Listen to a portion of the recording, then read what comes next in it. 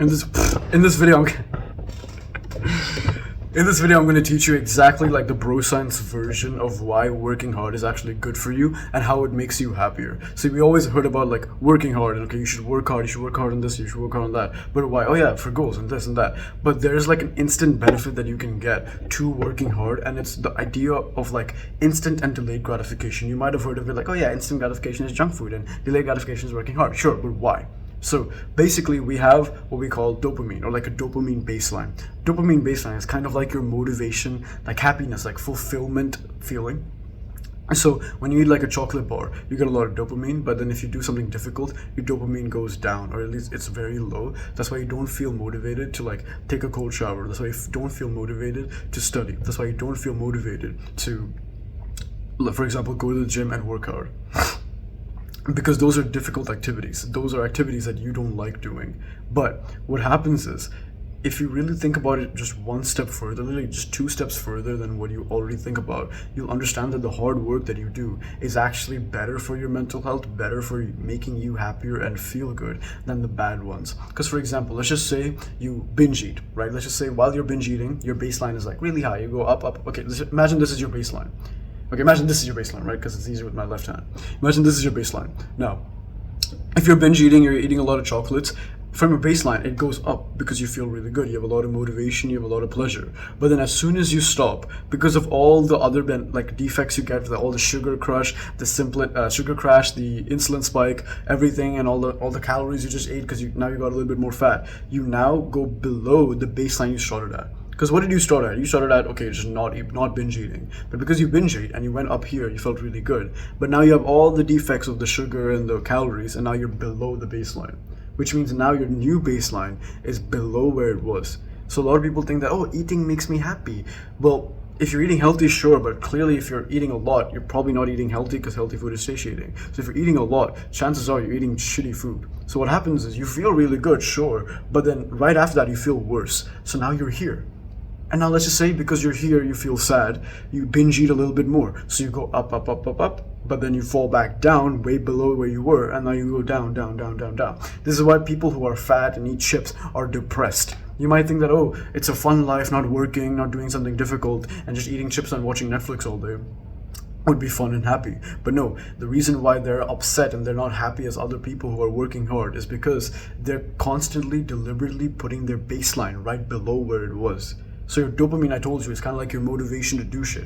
The pleasure you get from doing shit, your happiness fulfillment. So if your dopamine baseline is low, first of all, you won't be happy, and second of all, you won't be motivated to do the hard things. Now, let's just say we flip this around. Let's just say we do something hard. Now, the baseline is here, so now when you do something hard, what happens is instead of going up, it goes down. Because you can imagine lifting heavy objects, go to the cold shower and it hurts, just studying because it's boring, doing the exam because it's hard, talking to that crush that you have because you don't know how to cold approach. All this goes down, right? It puts your dopamine lower than it was. Because remember, when you're motivated to do something, it goes higher. When you're not motivated, it goes lower. So you're not motivated to go to the gym, your dopamine goes down. When you're lifting heavy weights, no one's motivated to like lift heavy weights, it hurts. So it goes down. But then guess what? Right after you lift the heavy object in the gym, you get bigger muscles. Over time, you get bigger muscles. You talk to the girl and you get better at cold approaching, you become more confident. You eat healthier food and now you feel healthier. You get more health benefits. You eat more protein, you get bigger muscles. All this stuff only happens after you go below your baseline. So if you lift a heavy object, you go below your baseline and you go up, and now your new baseline is up here where you feel a lot happier. And that's just by one thing of just lifting heavy weights. Now imagine you did a lot of delayed gratification shit. So you don't want to go to sleep early. Like you don't want to go to sleep early. So if you wanted to stay up and watch TikTok or something or YouTube, your dopamine would go high. But then now you wasted 2 or 3 hours watching YouTube and now it's 1 a.m. and you have to wake up at 6 a.m. So now your baseline is below here because now you know that you're going to wake up sleep deprived. And now you do wake up sleep deprived, now you're down here. Because you're not happy, you're like, shit, I just did that, and I'm at lower baseline. And you keep doing this over and over again to yourself. What if it said tonight, you slept 1 hour earlier? It doesn't have to be an early time, but you just slept 1 hour earlier. It's harder because you were used to staying up. It was harder, but now, since it went down, tomorrow morning when you wake up a little bit more fresh, you'll wake up a little bit more early and more energized, so now you have more of a dopamine baseline. Even though scientifically it wouldn't make sense, because all of these things are like real life activities that wouldn't necessarily always be in this rule, but generally if you think about it, it always obeys this rule. If something is difficult, chances are you'll feel like shit while doing it, but then you'll go back up below, like back above your happiness than where you started. But if something's super easy and palatable, like soft foods and like just sitting around not doing anything on your laptop, just watching Netflix, sure, it's fun and engaging and easy, but then afterwards you feel like you wasted your time. Nothing scientifically nothing is scientifically linked to all this, but you can think about this, and everything in life obeys this rule. If you can go for a 5-minute walk, which is boring, sure, your dopamine goes down, but then afterwards you're literally 50% less likely to get a heart attack. 5-minute walk every day, you're 50% less likely to get a heart attack. That's a fact. So what if from today you started delaying your gratification a little bit more? You might also always be working hard, you might be studying already, you might be going to the gym already, sure, 100% proud of you, but add one extra thing that you can start implementing that will be considered as delayed gratification. Maybe you can stop using your phone for like 30 minutes before bed. Maybe you do go to bed on time, but you use your phone for 30 minutes. Now there's a lot of defects to doing that, like bad stuff that happens to your brain and everything, and your mental health and everything. So what if you just stopped? Technically that would be considered going below your baseline, sure, because you're used to using your phone, you're motivated to do it, and it's fun texting people and watching videos. But then if you started doing that nowadays, you'll be lower, and then tomorrow morning you'll feel a lot better and you got 30 minutes extra sleep, so now you're above here.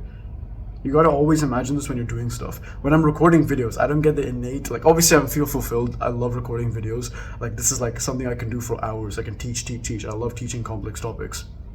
But innately, I don't get a reward from this until after I finish the video. I usually spend like 20-30 minutes recording videos, right? It's sure the 20-30 minutes is gone and my mouth hurts and my mouth is watery. I want to drink water, like even right now.